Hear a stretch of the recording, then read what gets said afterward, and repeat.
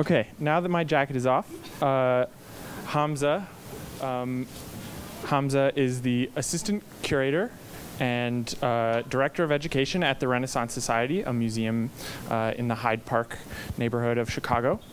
Dan Cameron is Berger, sorry. Dan Berger is a collector of, I saw collector and said Cameron for some reason. Dan is a collector primarily of African American and queer art, as well as art that's connected to the city of Chicago. He's on the board of governors at the Art Institute of Chicago, and he runs a space called Iceberg Projects here in the city. He's also on Emerge, which is a group of collectors at the Museum of Contemporary Art. And in addition, he's a medical doctor. And then finally, we have Andrew Rafis, who has a contemporary art gallery in the West Loop neighborhood here in Chicago, which focuses on emerging artists and mid-career artists. Yeah, with that, I will turn it over to the panelists, and thanks again for coming. All right. Yeah, great. So how should we begin? Begin. I know that part of the panel was started based on a comment that I'd made a few months ago about Chicago having a moment, which is something that I said, I think it was in the Reader magazine, just pointing out the more recent hires and a series of exhibitions that really felt as though Chicago was having something of a renaissance in terms of its visual arts offerings.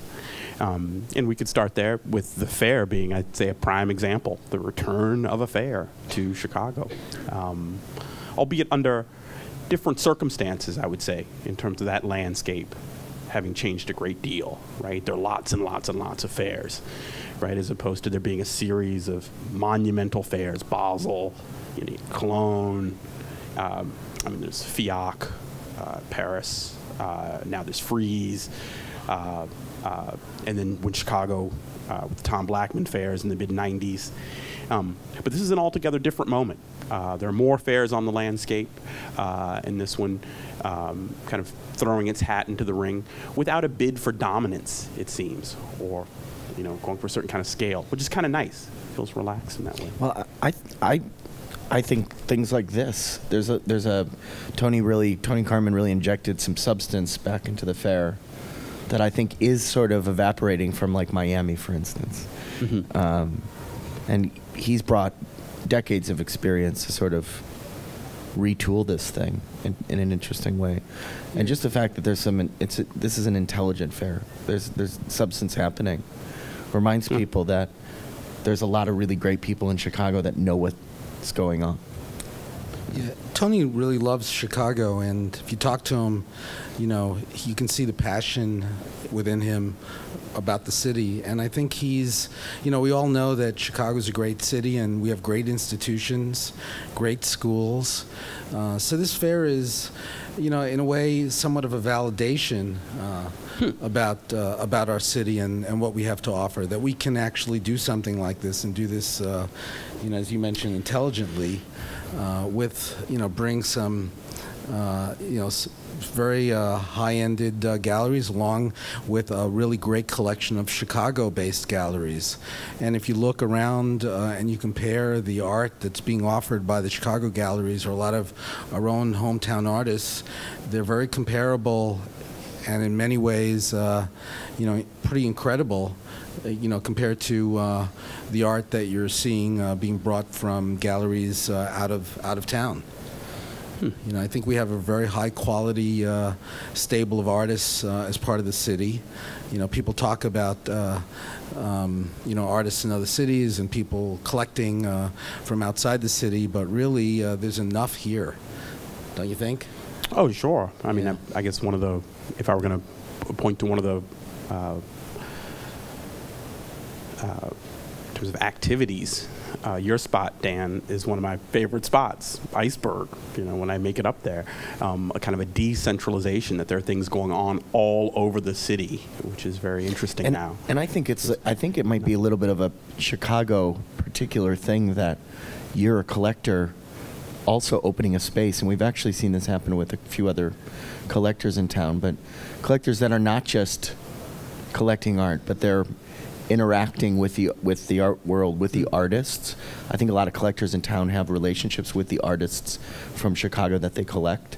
I don't know if that happens as much maybe in New York, but I think there's a dynamism to the way that like you're plugged into things. Were you Jefferson Goddard opening a video space, opened just last night, right? I mean, he's collected video for many years in town, and now he has a aspect ratio. Aspect ratio. Yeah. So he's doing something just with video, which is courageous in itself, but to be exhibiting it as well and sort of be plugging into that end of it as well, I think is interesting. Yeah, I was at his opening last night, and it was what a tremendous response. And he brought in a world-class artist from Israel, who has won, major awards and is going to be the Israeli delegate to the Biennale, Gilad Rotman, and just a really great video that they showed last night. Just a really great atmosphere. When you started, and just to give some backdrop, how old is Iceberg? 2 years old now? It's a little bit more than 2 years, yeah. More than 2 years. And just some of the projects that he's had at the space, firsthand. The Greg Bordowitz exhibition, it was an exhibition of works from your collection where Greg wrote a series. Greg Bordowitz teaches at the School of the Art Institute, art historian. He critic. I mean, he started Documents magazine back in the late 80s, throughout the 90s. So he curated selections from Dan's collection, but then wrote a series of haikus that accompanied the works, and he did a performance in the vein of classic David Anton recitations, where David Anton sort of took on a major topic and then would hold forth for 10, 20 minutes on a given topic, and seemingly extemporaneously. It's a very beautiful performance. Right now he has a Chicago artist up, Dana DiGiulio, painter based here in Chicago. But you also did Millie Wilson, a senior figure from L.A. Yeah. She's been out teaching at Cal Arts. Yeah, she's at Cal Arts. Cal Arts. Yeah. Fahim Majid, another Chicago artist. So this is just a backdrop on a few of the activities. Zoe Strauss. Who had a major retrospective this year at the Philadelphia Museum and has gotten a lot of press. We brought her here to Chicago, and I don't think she's ever shown here. She's quite amazing. Well, she'd been in a show at the Art Institute. It was in a group show. Wolfgang Plosier and Jason Lazarus. But I was going to ask about outside of that. You being, because and something that Andrew had said, being inspired by a particular vein of activity, or a vein of activity particular to Chicago, which is the apartment show. And I kind of like a certain dispersal of energies where activities don't simply fall to the commercial gallery system, right? And an older model of artist-run spaces seems to have faltered here in the late 90s. And sort of in the wake of that were sort of rounds of, I'm going to call them they're not nonprofits, they were pointedly anti-profit, I'd say. As well as a series of, the apartment shows, and so the picking up, I would say, the slack, in a sense, after these artist-run spaces had faltered. But were you inspired when you started Iceberg by that kind of energy, a kind of a DIY? A little bit like that, but I can see, as you mentioned, some of the pitfalls of those types of models and why those models didn't work. So I was sort of like the anti-apartment. You're the anti-apartment show. The anti-apartment I like it. Space. So the apartment really spaces were a reaction to the artist-run spaces, and now you're a reaction to the apartment shows. Yeah. And just to give a backdrop on what the space is like, Dan, it's your house. It's in back of my house in a coach house. It's a coach house, but it's a really lean and clean operation. How many square feet? I would say it's about 50 square meters. Yeah, it's a small space, but in terms of the walls, floor, ceilings being lean and clean. Maybe 400 square feet, something like that. Yeah, maybe. Yeah. But it's a beautiful space. So you are against the apartment shows. In what sense? In what sense? First of all, we didn't want to sell any work. And in apartment galleries, the artists that are running those things, they're about selling sometimes their own work or bringing in their friends' work and selling it. We have no interest in selling anything. We're just showing work because we love art. We want to help promote, we want to be able to bring work to the Chicago art audience that there otherwise wouldn't have the ability or the space to see work of that nature. Some also allowing for artists that didn't have a show in a long time or a show in Chicago ever to give them the opportunity to be here in Chicago and get a Chicago audience. Can I ask a kind of a silly question? Yeah. What if somebody have people tried to buy work? Yes, absolutely. And then do you people just have send tried. them back to the artist? Well, I just tell them that we are not selling any work. If they do want to buy a purchase piece, they're more than happy to. They either have to talk to the artist or talk to the gallery that represents that artist. Yeah. So, for example, people approached me during Dana's opening about buying her work, and I said that that you can talk with Dana, or actually Corbin Dempsey has brought her work to Europe for a fair recently, although she's not part of the stable, but they can even talk to John Corbett. You know, I'm very, very happy about doing that, but I don't need to have that kind of overlap. I'm not interested in being involved in any of that. And in fact, that also relieves a lot of pressure on the part of the artist, because the artist doesn't feel that they have pressure to sell any work because they're having a show. A lot of times those commercial galleries, they pressure the artist that it has to be sales in order to remain in that stable, or, you know, or else sometimes, right? So there's no pressure on the part of the artist. So it gives the artist the ability to really stick their neck out there and experiment if they so will. Yeah. You know, which is a great thing. And the space itself, I should mention that it's Iceberg Projects isn't run primarily by myself, but it's made up of a committee of art educators and curators like yourself, and people that are involved in the art world that know what's out there, and we get together every month or 6 weeks and talk about whose work we like and approach artists on our own to provide a show. So we're going to have, our next show will be an artist from South Africa, Sabelo Milangeni, who's never had a show on this continent, let alone Chicago. We're bringing in Abigail DeVille in March, who is one of the two artists in the New Museum Triennial. She's an African-American artist and a queer as well. So it works very well with my interests. And we really have a terrific lineup, and these are done by our committee. You know, the artists were invoked by our committee. Yeah, that's really interesting, because one of the things that I would say despite my statement about Chicago having a moment, I can't say that I'm not immune to mourning another period or chapter or moment in Chicago's history in terms of its visual art venues. But the idea that you run it by committee, because it's very, and to return to you as a model, right?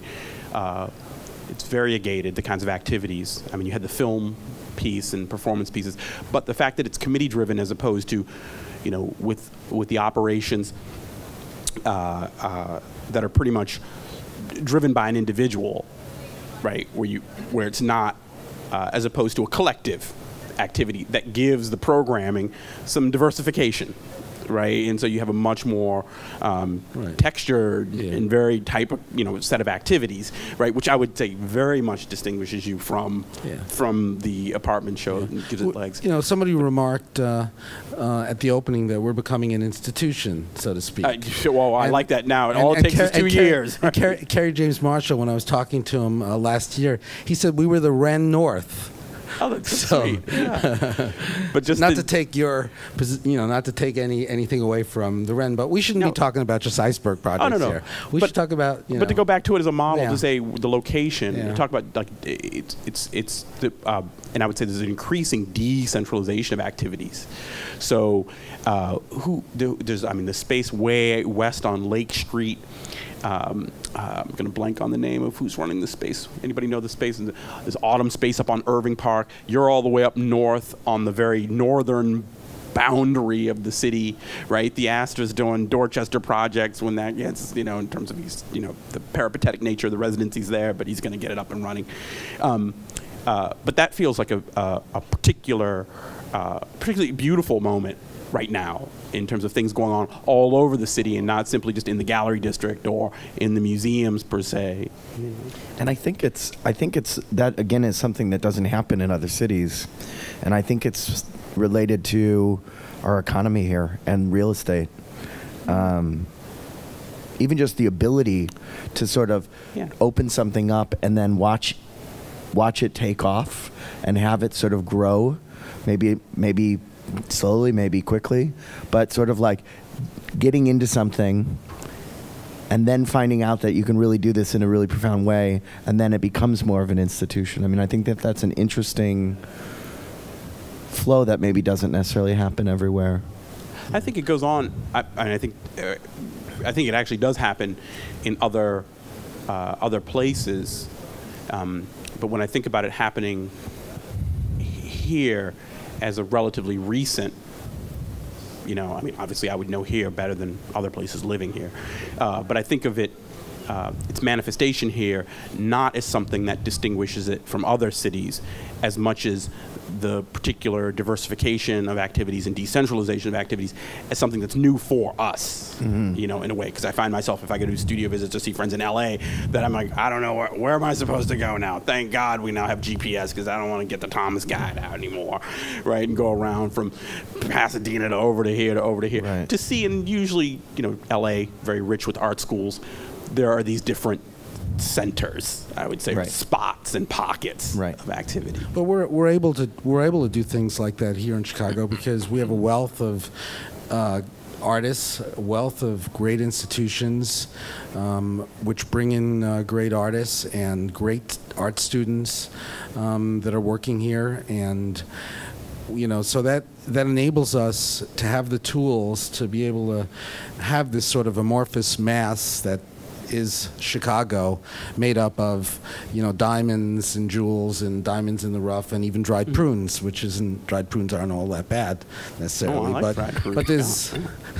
But there's we have a wealth of a heterogeneous group of different art related treasures. Yeah. And so we can pull it in together, we can do things with it, we can have this kind of art fair, we have great potential. And so in many ways, Chicago is a giant that's waiting to just get up from its sleep and walk out into the streets and shock everybody. Oh, that's so funny. I'm tired of characterizing in terms of potential. I think I'd like to think we're there. I think that there have been structural changes, economically. The cities, our participation, the way that we would interface with either a national or international set of currents and activities now feels there are a lot more. I don't reflect upon a Chicago-ness now as much as I would have before. And I think the range of activities and spaces and artists, whereas before I would think it was much more of a hermetic, or self-contained kind of ecology.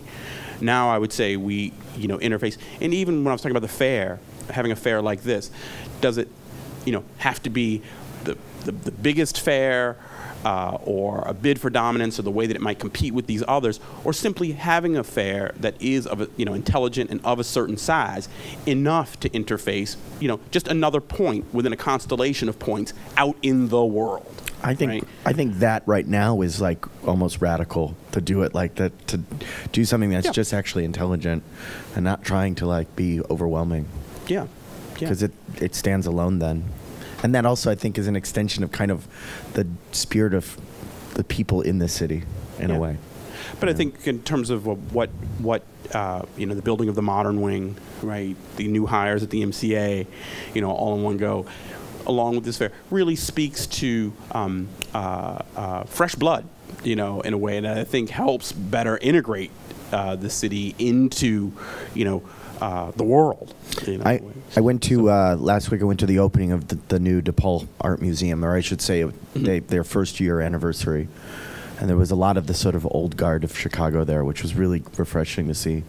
But that's a beautiful little museum that's on a college campus in Lincoln Park, and I think they're poised to do some world-class things too.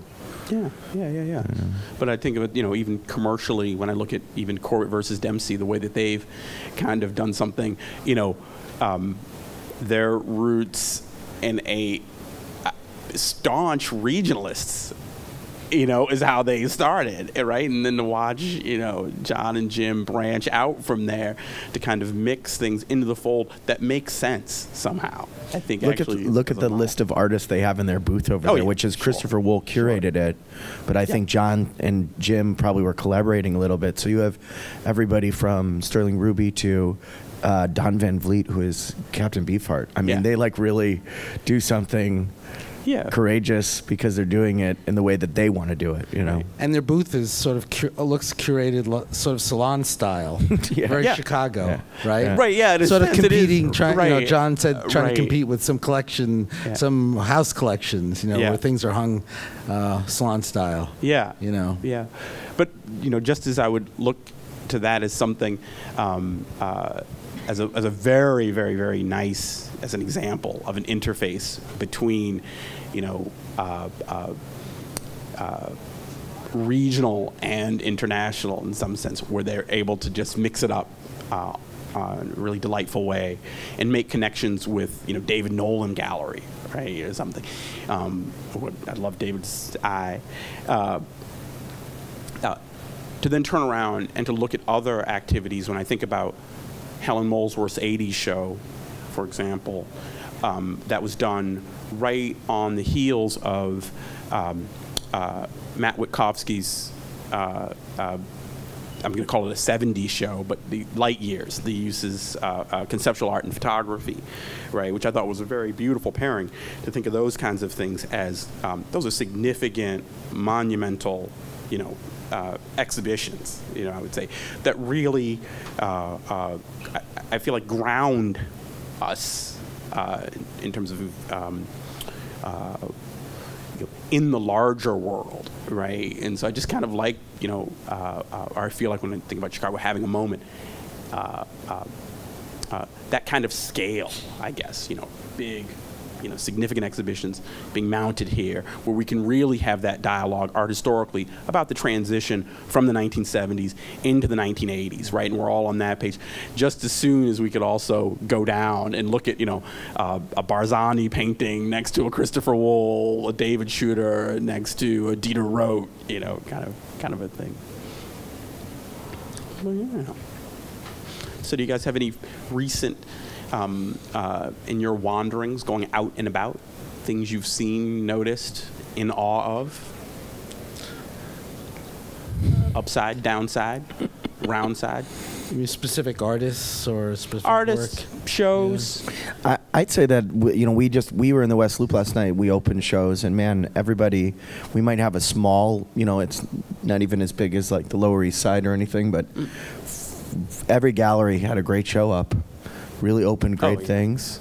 Kavi's got a great Claire Rojas show across the hall from me. What I like about this usually they used to, Chicago, the fall opener, and it seems like it happens, that one Friday night and everybody's like out, and what was nice about this time, and I guess the fair being something of diffusing that energy, but also it felt like, it's like, wait a minute, we have 3 weekends of these openings, so it feels like, wow, all of September. Almost another kind of decentralizing thing of the energy, but it's still a lot of energy. Sort of makes the magnitude greater. Exactly. But just thinking about things like, my colleague Karen Reimer as having her dual shows at Gallery 400 in DuPage. Yeah. Here's somebody who's Great been in the show trenches. at Gallery 400 too. Yeah, but they've Gallery 400, that's another, like, what they've done recently. They've built a little collectors group connected to that museum. Lorelei's doing great things. They've put on, I think, their best shows. And as long as I've been paying attention to what they're doing, I think this year they've put on some amazing shows. The show that Pamela Fraser curated with John Neff. with John Neff. John Neff was really quite interesting. And lovely. I don't know. The Gallery 400 is another. And like, the University of Illinois being another great institution. I mean, they have a really great program, and they really produce a great group of artists. internationally And- recognized Yeah. artists teaching Yeah. there. Yes. And I think that MFA program is very strong. Yeah, but the role, I mean, we could talk about the role of schools even. I mean, you were saying the DePaul Gallery, but even down, in my own backyard, down in Hyde Park, the university, right, we've just got the new Logan Arts Center. The faculty there, Jessica Stockholder's come on board. Right. William Popel is on there. board. Yeah. So I would definitely say, as far as to point to a major changing of the guard, let's say, and I think about it as having something of a renaissance. But again, the role that the schools play in that renaissance. So Lisa Corinne up at Northwestern, right? And she's just taken over the block. And I know that they're going to take the Terry Adkins show that's traveling Right. around. So this is going to be a big one. So yeah, looking forward. I mean, this is the model in LA, right? This is why LA for a long time has really been about the schools that are out there and the artists that are teaching there and their tutelage and embrace the way that they embrace the artists that they're teaching. And that, when Mike Kelly passed away, the stories that I heard about how great he was to every artist that came through. But I think that's happening more in Chicago. I think that's a model that it's enriching. It's not reductive, right? It just sort of like adds more and more layers, which is more dialogue. And then when people are in dialogue with each other, or shows are in dialogue with each other, that's again increasing the magnitude of all of it. Yeah. But just thinking, I saw, what else did I catch this past spring? Alison Rutan show over on, and I'm going to blank on the name.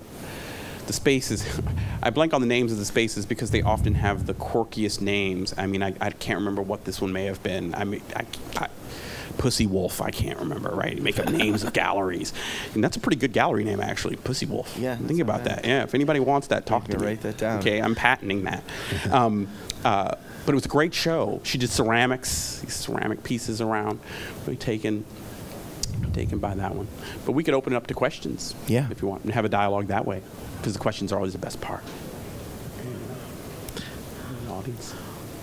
Well, Yes. oh. Okay. Well, I'm on Washington Boulevard, just 835. I'm above Tom McCormick. I'm in a building with 4 galleries: Carrie Sechrist and Tom McCormick on the ground floor, and then Kavi Gupta and I upstairs. Oh. And one of the things to check out if you go to Andrew's gallery, and he happens to be there, which could be the case, ask him to play some records. His record collection is in the gallery, which I always find is one of the gems. I'm there so much. I never go in his back room as much as I'm just like, what's in there? The records. Now you walk in and it's like a living room or like a lounge. But that, again, is kind of about, how I want to. I don't want to have like a closed office where nobody can talk to me. I want to be in, and it backfires all the time. I mean, I practically never can really get any real work done there. I have to go home and like work if I want to focus. But, on a good Saturday, I get people coming through. There's a jazz record on. We're sitting on the couch. We're talking.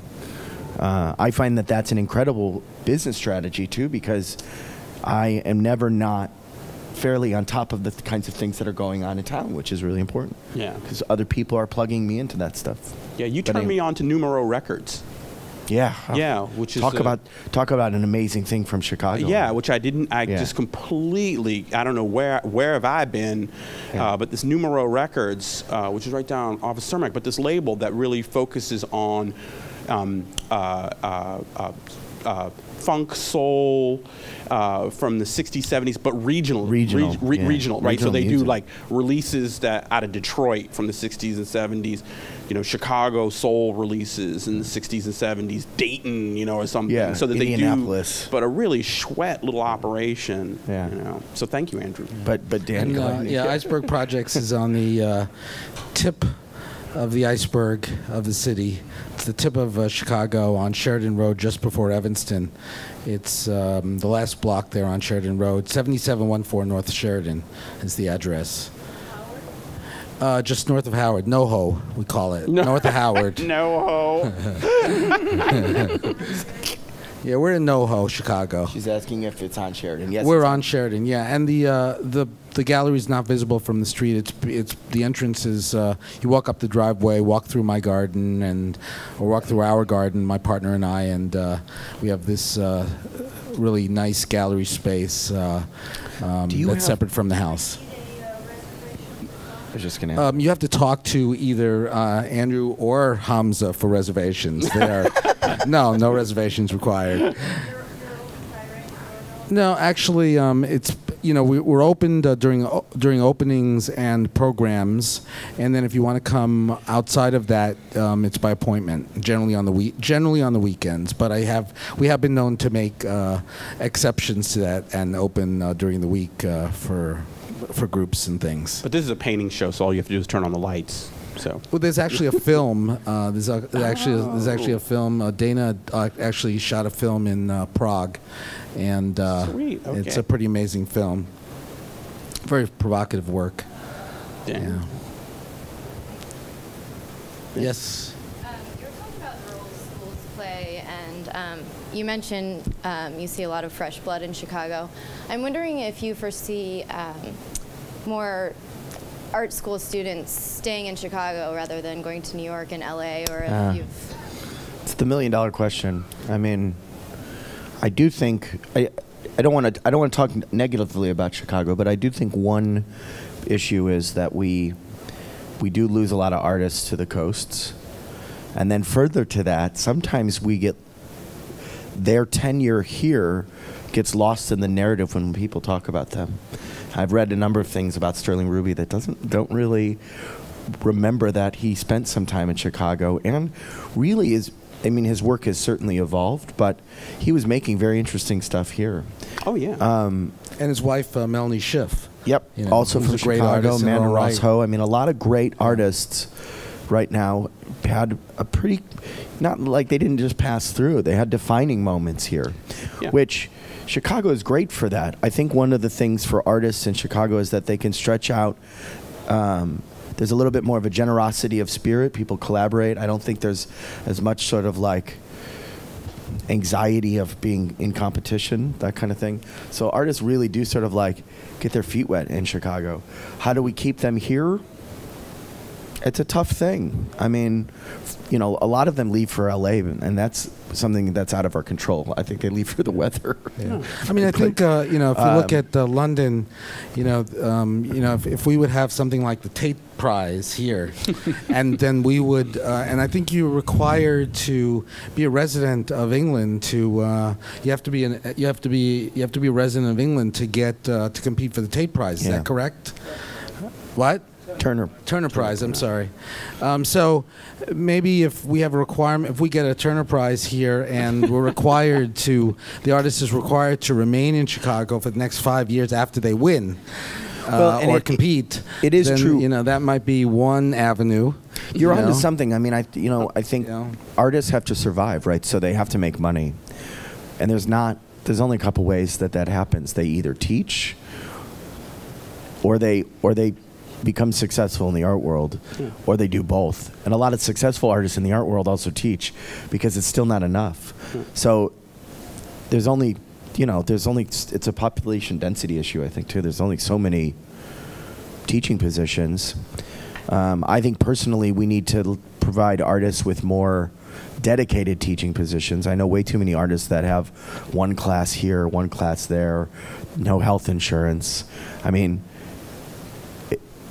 they trudge a little bit, and I know that happens in other cities too. But I think more real world economic opportunities for artists is probably where it starts. And maybe it would be a great idea for like the Chicago art community to get together and try to get a meeting with our mayor, who's supposedly, very pro the art world here in Chicago, and maybe come up with some kind of, he's a dancer. Yeah, but maybe come up with some kind of strategy to provide artists for some special financial incentives to be here.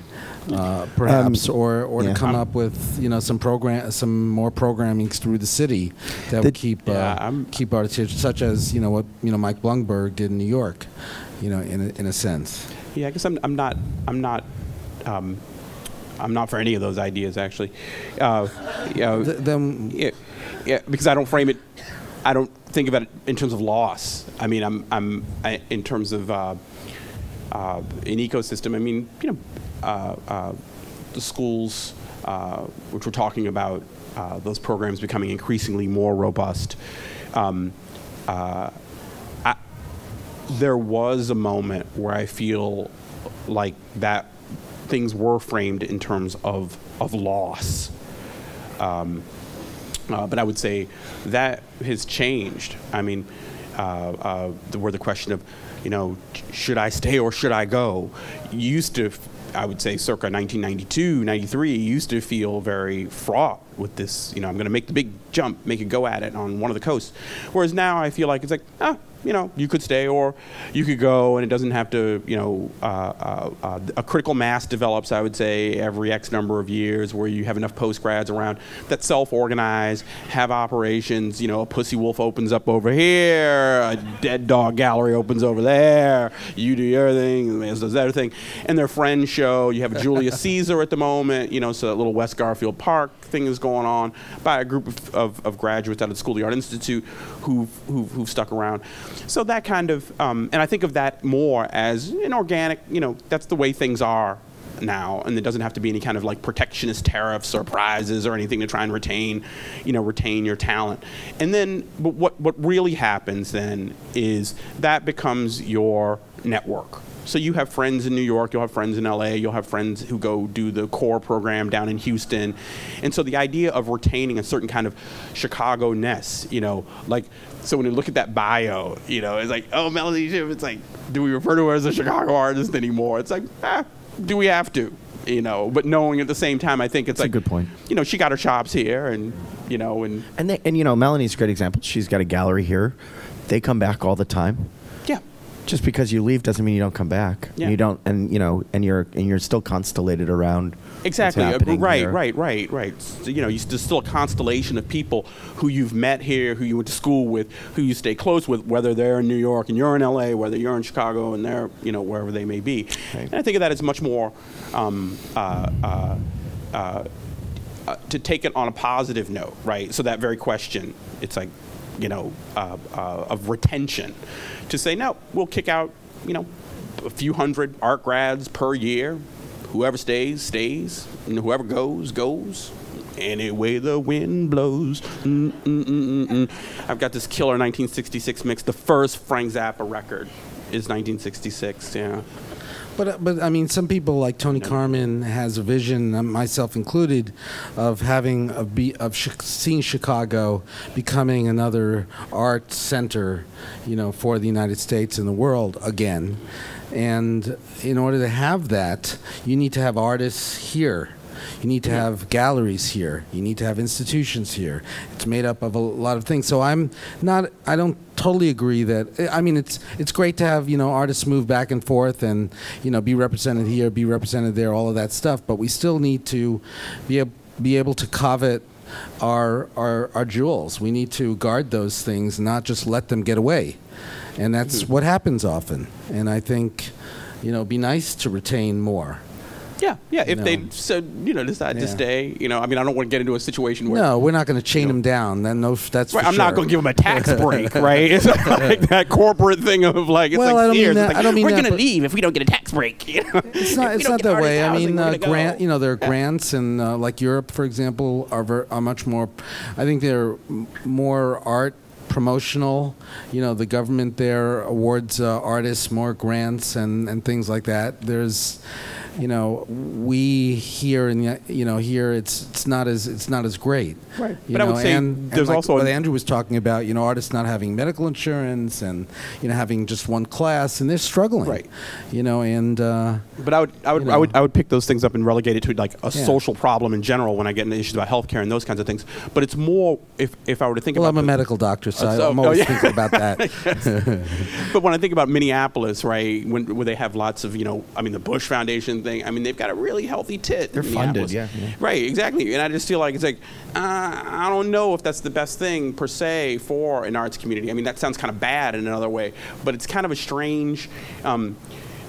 It's good. I mean, and that model might work relative to that geographic set of circumstances, right? Whereas I feel like it's like in here we can have different, artist prizes and those kinds of things. But I think I might want to think about those things as separate from the issue of retention per se. Yes, that's true. Yeah. I will just make an observation or a note that Deb Sokola won the Artadia Award the other day, and it's $15,000, which in the grand scheme of things might not really be that much, but she has she's already like in her mind funneling that into another project. So it doesn't have to be millions of dollars of funding. I mean, literally, if there were like 2 other $15,000 prizes in a year, that would make a big difference. And I totally agree. I don't think it's a retention issue. I think it is a artist pushing their career forward issue, right? Regardless of where they're going to be. That stuff. I mean, the government's not giving us any money for the arts. There needs to be another model there, and I'm pretty sure there's like maybe $50,000 that we could like rustle up in Chicago, but nobody really does it. There really isn't anything like that. Yeah, I really. And instead, we have to have Artadia come in from New York. Well, that's and Artadia not true. I mean, the way Artadia, it's not Artadia coming in from New York. I mean, that's those true. boys have That's deep true. Chicago connections, but at the same time, they also do. But I like the model that they would do Boston, New York, San Francisco. I'm not criticizing them at all. I totally agree. And you're no, right. no, They're based in New York, but they do everything. Clarifying them as an organization. Things for everywhere else. Yeah. But I want them to keep coming here. But what I'm saying is, there's no reason that we couldn't have something else too. Yeah. And right. Just like now, robust, more. Getting $10,000 or $15,000, $5,000 to an artist to keep moving forward is a great thing. It's huge. Yeah, it's huge for a particular artist to get that. And I mean, she was ecstatic. She's a great artist that's been working in this town for a long time. She deserves it. But all of that being said, just the look on her face when she found out was priceless. It was meaningful. Did her mascara run? Or tears?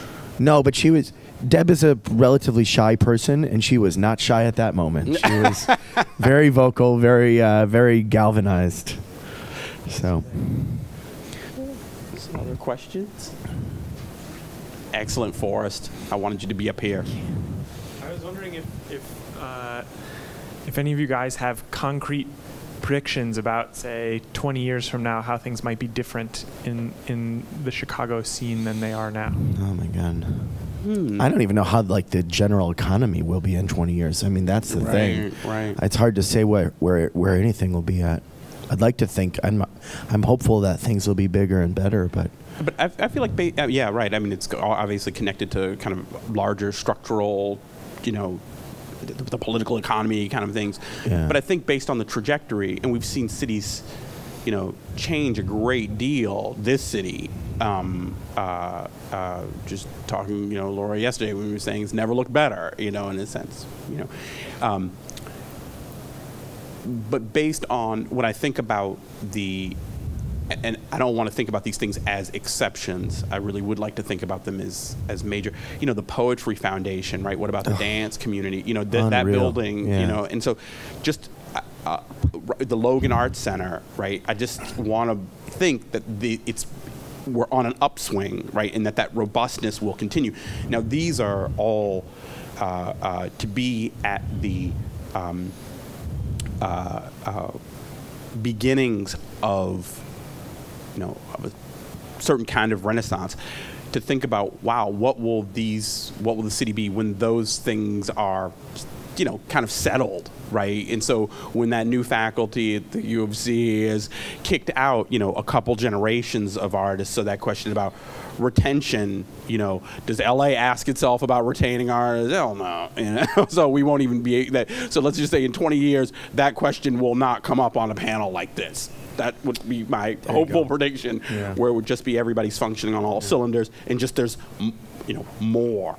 Yeah, but like you say, the Chicago is experiencing a renaissance, and wherever you look, you see the seeds being planted for fast forwarding 20 years from now, you see the seeds there.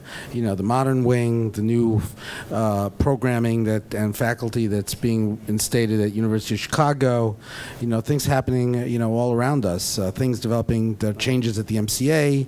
Yeah. I mean, and we haven't even seen the effect of that yet. Right. So I would say, why go 20 years? Let's say I want to, now we move 4-year cycles, right? So let's say 5, before we really begin to see what that, what it yields.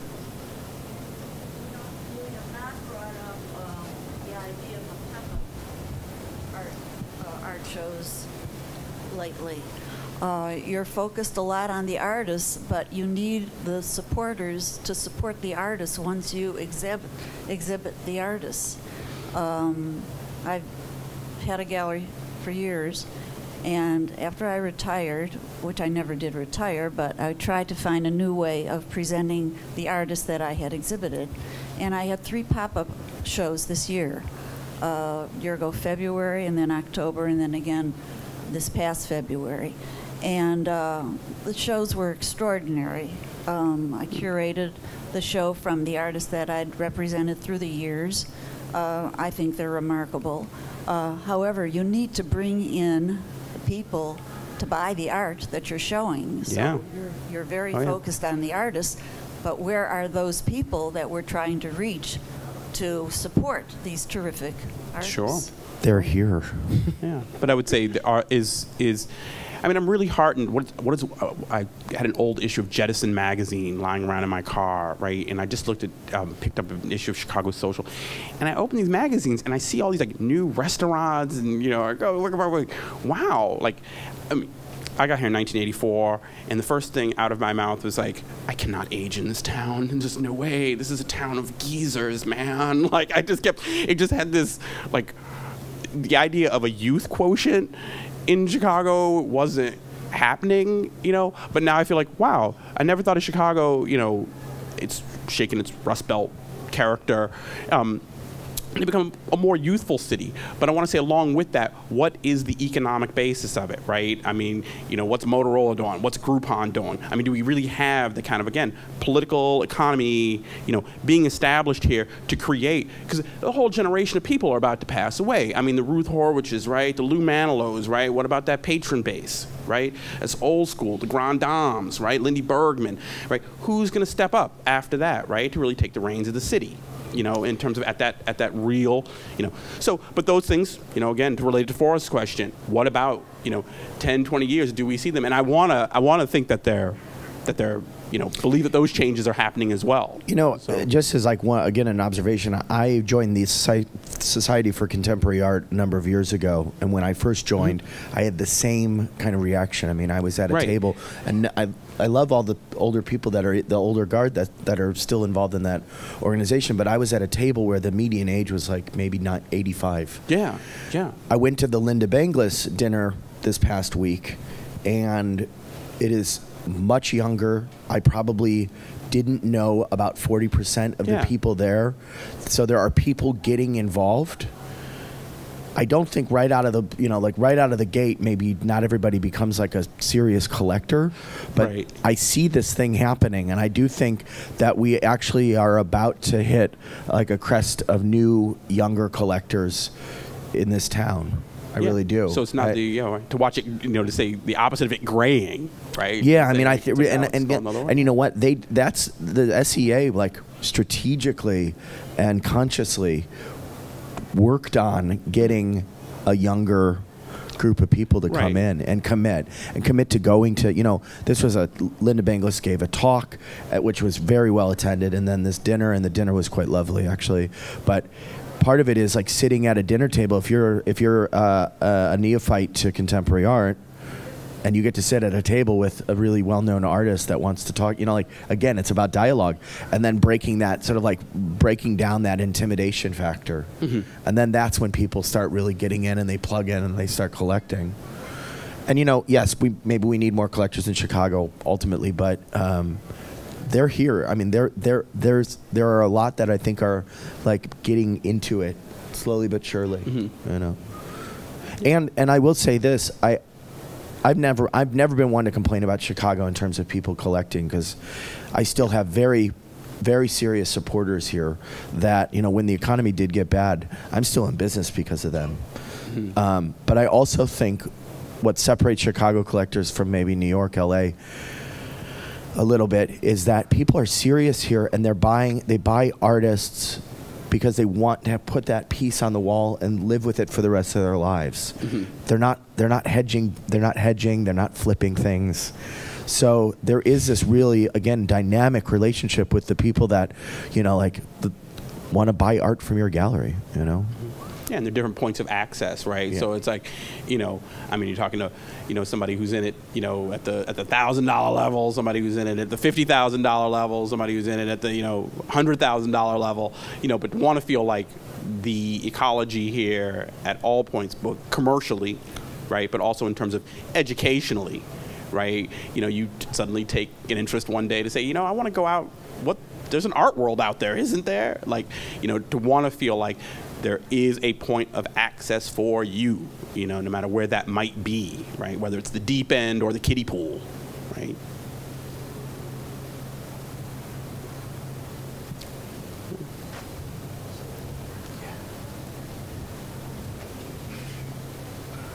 Hi.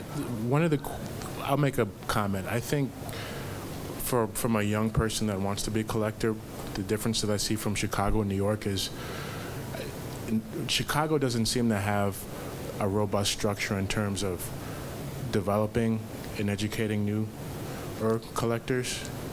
And, in a city like New York, there's hundreds of collectors groups and organizations that kind of focus on the education of collecting.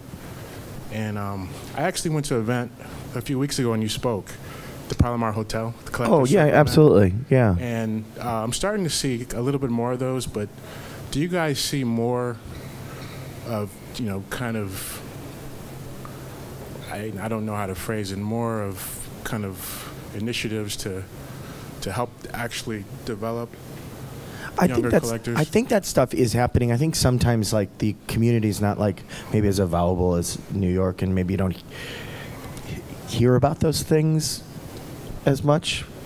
I do think we probably need to do more of that, but I got a lot of feedback from that event. Scott Hunter was on the panel with me as well, and I guess that probably actually was most likely because those things aren't happening as much as they should.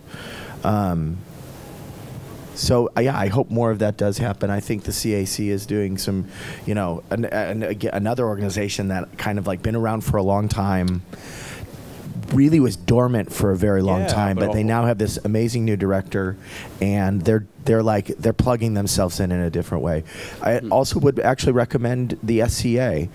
Some collector groups, you have to pay money, a lot of money, to participate in purchasing a piece. The SCA is a little different. There are some dues. I think it's like $300 a year or something. But then you get to go to dinners, artist talks, and you'll get to start talking to other people. And there's not the pressure on you necessarily to like, prove that you're a collector or something. Right. Yeah, but I think there might need to be more of that kind of stuff. Yeah, I mean, it depends on the extent to which you're an autodidact, right? I mean, are you somebody who is like, okay, I want to go to this, you read the paper and then you can target the events, or do you need more hand-holding and a kind of a way in, right? Which is cool too, in terms of somebody, going on the gallery walks kind of things, and those kinds of more structured, entry points.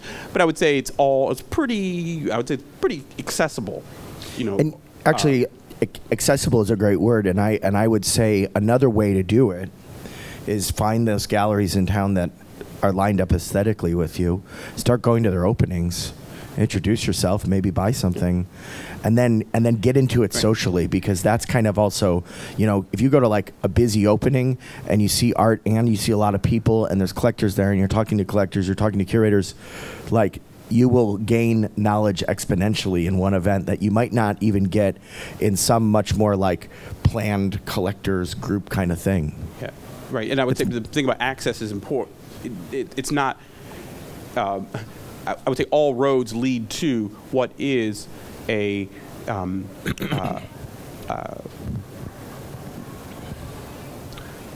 community, right? I mean, there are different art worlds within the art world, right? Yeah. It's made up of these different things. But I would say Chicago, one of the signs of its relative health is the extent to which those communities do overlap and begin to talk to one another.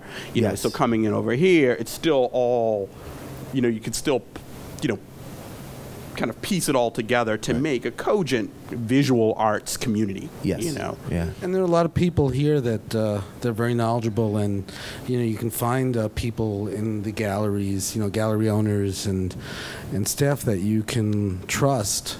There's some really good ones here in Chicago that you can sit down and have a conversation with and learn about the art in a particular gallery stable and learn about why the work is important. You can, get advice. I often get advice from gallery owners. I think that's a wonderful way to get an education in terms of collecting. And I have to say, not to rain on New York, but that would be very hard. You can't walk in off 25th Street and just sit down and get advice. They might not even pay attention to you. Yeah, I would say it's more intimidating. It's more intimidating there. In a sense. And I'm not trying to be critical, but I think it's just true. But I would also say when I have a model of a singular, on the one hand, I'm arguing against a certain Chicago-ness, but in another way, I still feel as though it's a relatively finite entity defined by its accessibility, in terms of its the vertical heights or something, where I feel as though, in New York, it's when I talk about different art worlds within, it's like, no, there can be different worlds, and those worlds do not overlap or lead to one cogent, entity. It's like, oh no, this is strata, right? Yeah, New York exactly. is like that, right? Yeah, it's and a you very enter in different on model, this you're right. point, and your ability to go from entering in on this point up to that point is like, I don't know if you can get there exactly, or how you attack. Whereas here, I'd say that that's so much more transparent. Yeah.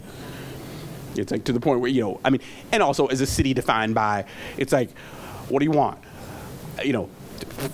Folk art, right? And I like this as like all the way up to, you can start off in the morning as a folk artist and end the day as a conceptualist in Chicago, right? Yeah. As far as floating your boat, right? And I would say that that's a pretty interesting model. Very true. It's so true. That is so true. Yeah. Whereas I would say if you go to New York, it's like, oh no, man, these are each different ghettos, and each of them has their hierarchy within each one of those different visual arts ghettos. Whereas here, it's like, oh no, you can move around, and it's a much more eclectic or welcoming, or there's no looking down upon, right? So if you look at a Ruth Horwich, and that's a particular model of collecting or an openness, that is kind of, I would say, somewhat unique to Chicago. I actually have a question. I'm wondering about the community-supported art model. When there are things made in series and they're less expensive, do you think that will help or hurt collecting going forward at this point? Made in series? Yeah, so it's they're usually 6 or 12 artworks, and there might be 50 of each piece, and then people can buy a share. And they you mean might what Aperture right, does, in for Minneapolis example? and Three Walls did it as well. It's kind of new, but the things are made in series, or not just one of them. What will that do to collecting in the future?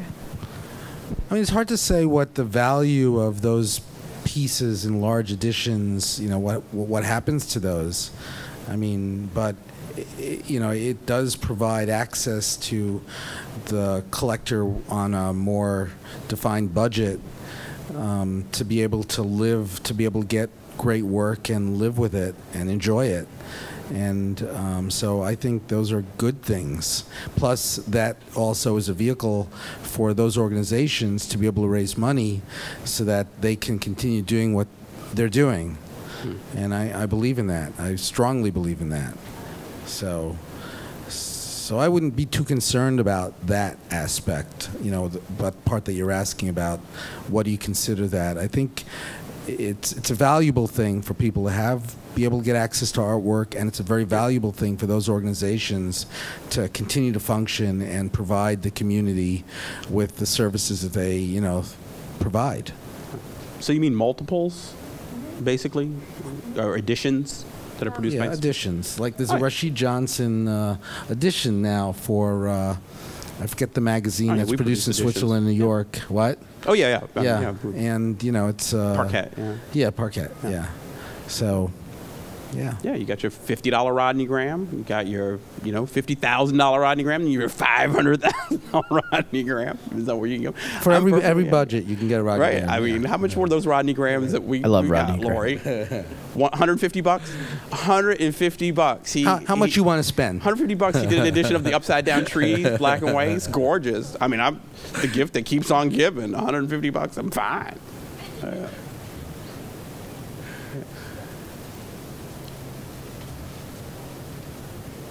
So I guess we just launched this cultural plan in 2012, and I know what I read, but from your perspective, how do you see it impacting the art world? I mean, if in Chicago, if it is or if it's not, what do you think in terms of impact? I think if it's impacting the art world, it's just sort of in a more general way. I mean, you were talking about how there's so many great restaurants in town. Mm-hmm. I think even that, like, people come into town just to eat. Mm-hmm. So on one level, if we're getting more people traveling to Chicago for things, that helps. Chicago's just on the map regularly. Yeah, I don't know. But I don't think that there's really like a direct correlation. I don't know the ins and outs of the cultural plan. I mean, one of the things that I did find interesting in terms of its assembly, those kinds of initiatives on the part of the city, right, where it has to take into account the entire, all the pieces of the quilt that is Chicago, right? And so the idea of things having to look at like what goes on the west side, right? What goes on in Pilsen, what goes on down in Mount Greenwood, what goes on in Beverly, right? So that when I think about the Beverly Community Arts Centers and those kinds of things, so I think about that, having to the relative robustness of the Department of Cultural Affairs, things like, they're just tallying now. Did the Taste of Chicago make a profit or not? We will know shortly, right? It's going to have a 5. So they're doing this dollars and cents kind of thing about those kinds of festivals, right? And who's really the city minding the kind of cultural infrastructure or fabric at a very basic and fundamental level about, access to culture, right, as a thing. And I think of that as, a beautiful thing, right, that the city would, that's what, as one of the first initiatives when I came in, like, I'm going to do this cultural plan, put it out there. And even if we have to, scale back on those things or whatever, but just understanding the nature of those offerings, right? Whether they are able to expand or because of economic conditions, they have to contract, that it is being tended to and thought about in some holistic fashion does give me some kind of, hope. Yeah.